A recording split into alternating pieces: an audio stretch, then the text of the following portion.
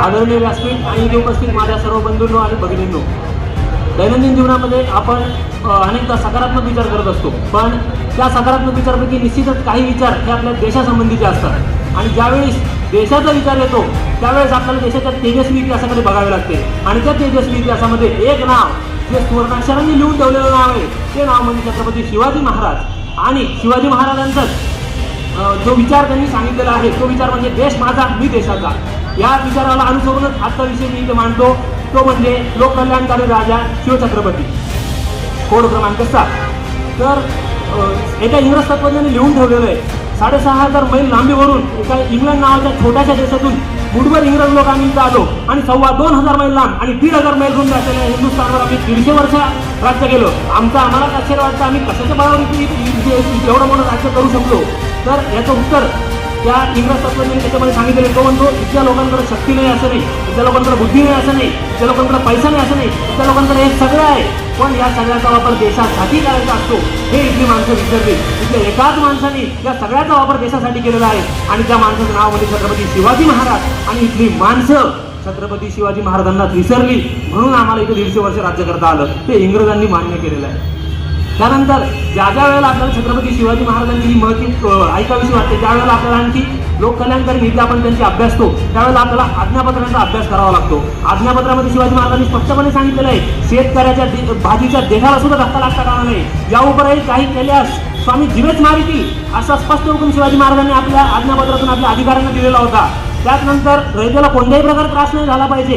रयतेला जर त्रास दिला तर रयत म्हणे मोगल मुलकात आले त्याहूनही अधिक तुम्ही, म्हणजे रयतेला छळण्याचं ते बाब तुमच्या माती बसेल, असं शिवाजी महाराजांनी आपल्या अधिकाऱ्यांना ठणकावून सांगितलेलं होतं. म्हणजे ह्यावरून आपल्याला शिवाजी महाराजांची लोककल्याणकारी नीती कशी होती याचा उलगडा दिसून येतोय.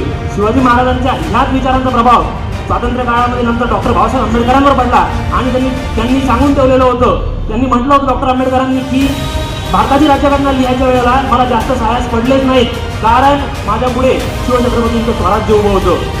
भारताच्या राज्यघटनेच्या कलम क्रमांक 38 मध्ये स्पष्टपणे नमूद केलेलं आहे, देशात लोककल्याणकारी राज्याची स्थापना केली जाईल. तर हे कलम नमूद करण्याच्या मागे छत्रपती शिवाजी महाराजांचीच प्रेरणा होती.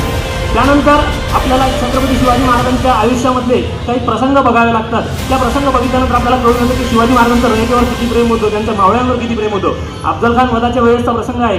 2 मिनिटांमध्ये शिवाजी महाराजांनी अफजल खानाचा पुतळा काढला आणि सगळेजण पळाले. ठरलं होतं असं की सगळ्यांनी पहिल्या दमात पिंडी दरवाजापर्यंत पोहोचायचं. त्याच वेळेला पळताना शिवाजी महाराजांची नजर बिरबिरली, 1 2 3 4 5 6 7 8 9 9 कसं काय, एक जण पुढे राहिला. तितक्यात कोणीतरी अंगरक्षक फुटफुटला, राजे संभाजी कावजी दिसत नाही, संभाजी तो कुठे थांबला. तर तितक्यात संभाजी कावजी मागून धापा टाकत परत आलेला होता. त्याच्या हातामध्ये अफजल खानाचं मस्तक होतं. शिवाजी तो म्हणला, राजे हे कापाया मागे थांबलो होतो. त्यावेळेस शिवराय 100 चिडले आणि शिवराय म्हणाले, संभाजी हे नव्हतं आपल्या नियोजनात, हे नसतं धाडस का केलं. तेव्हा कदाचित तुम्ही खानाचं मुंडकं छाटते वेळेस तुमच्या मस्तकावर कोणी प्रहार केला असता तर तुमच्या आईला काय जबाब दिला असता आम्ही. म्हणजे पोटच्या पोरासारखी शिवरायांनी आपल्या मावळ्यांची काळजी घेतलेली हे याच्यातून आपल्याला दिसून येतं. शिवाजी महाराजांच्या बाबतीमध्ये आणखी एक गोष्ट आवर्जून इथे सांगावीशी वाटते की शिवाजी महाराजांनी शिक्षणाला कशा पद्धतीने प्राधान्य दिलं होतं. तर तत्कालीन काळामध्ये मध्ययुगीन काळामध्ये छपाई यंत्राला प्रोत्साहन देणारा शिवाजी महाराज हे एकमेव मध्ययुगीन भारतीय सत्ताधीश होते. कारण हिंदी पाली महाराज गुजराती व्यापाराला शिवाजी महाराजांनी छपाई यंत्र चालवायला दिलं होतं. शिकू द्या मुलं, पुस्तकं छापू द्या, येऊ द्या ज्ञान, हे शिवाजी महाराजांचा उद्देश होतं. आणि इथून आपल्याला शिवाजी महाराजांची लोककल्याणकारी नीती दिसून येते. त्याचप्रमाणे धर्मसहिष्णू धोरण हे सुद्धा आपल्याला शिवाजी महाराजांचं अभ्यासावं लागतं. तर धर्मसहिष्णूपणातून आजच्या हिंदू मुस्लिम प्रश्नांची जी उत्तरं आहेत ती शिवाजी महाराजांच्या धर्मसहिष्णूपणातून आपल्याला दिसून येतात. तर आपण त्याचा अभ्यास केला तर आपल्याला ते दिसेल. त्यावेळेला एक गोष्ट होती की गोव्यामध्ये ख्रिश्चन मिशनरी जे होते ते सक्तीचे धर्मांतर घडवून आणायचे. स्वधर्माचं रक्षण करण्यासाठी धर्म टिकला तर राष्ट्र टिकेल हे शिवरायांना माहीत होतं.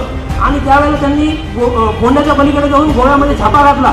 तिथल्या 4 ख्रिश्चन फादरांना उचललं आणि इकडे आणलं आणि त्यांना हिंदू बनवलं. आणि पुन्हा गोव्याच्या गव्हर्नरला पत्र पाठवलं की तुम्ही तिथे जर ते उद्योग चालू ठेवले तर आम्हाला इकडे हे करावं लागेल. म्हणजे ह्याच्यातून शिवाजी महाराजांची धर्मसहिष्णुता जी आहे ती आपल्याला दिसून येते. आणि लोककल्याणकारी राज्य स्थापन होण्यासाठी धार्मिक सहिष्णुता असणं हे खूप महत्त्वाचं ठरतं. अजून मला इथे आणखी काही प्रसंग सांगायचं वाटतं की दुःखी माणसाला धैर्य, हिंमत आणि दिलासा देऊन त्याला पुन्हा लढण्यासाठी उभं करणे, त्याच्यामध्ये आत्मविश्वास जागृत करणे हा गुण शिवाजी महाराजांकडे होता. आणि त्याच्या दमावरच त्यांनी पूर्ण स्वराज्य घडवलं होतं. तर फिरंगोजी नरसाळ्याचं एक छोटंसं प्रसंग इथे सांगतो. ज्यावेळेस फिरंगोजी शाहिस्ता खानाबरोबर जी झुंज अयशस्वी झाला आणि महाराजांकडे आला, महाराजांनी त्याला सांगितलं फिरंगोजी फार दिलास नका लावून घेऊ, अहो शाहिस्ता खान हा तर काय 2 दिवसाचा पाना, आज आहे उद्या निघूनही जाईल, आपल्याला काय किल्ला बरोबर घेऊन जाईल, आपण परवा परत घेऊ.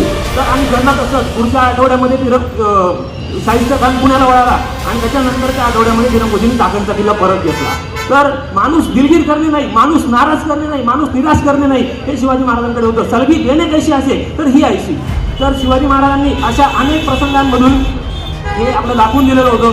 शेवटी भाषण संपवताना तिथे एकच गोष्ट मला आठवते, एकच समर्थ रामदासांची ओळ अशी आठवते, शिवरायांचे 8वावे स्वरूप, शिवरायांचा 8वा कथा, शिवरायांचे 8वा साक्षी भूमंडळी. तर इथे एवढं बोलून माझे भाषण संपवतो. धन्यवाद. जय हिंद, जय महाराष्ट्र.